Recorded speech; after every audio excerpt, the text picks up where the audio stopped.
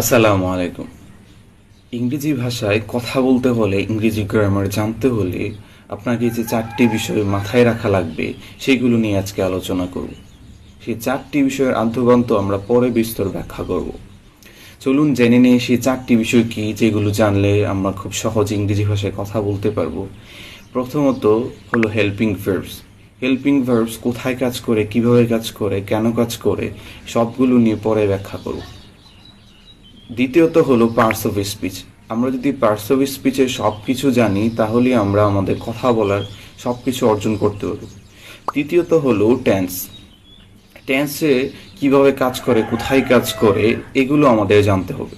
চতুর্থত হলো modal verbs. এই মডাল ভার্বস যদি আমরা জানি, তাহলে আমরা ইংরেজিতে কথা বলতে পারবো। তাহলে এই 4টি বিষয় যদি আমরা একটু পাণ্ডিত্য অর্জন করি, তাহলেই আমরা ইংরেজিতে কথা বলতে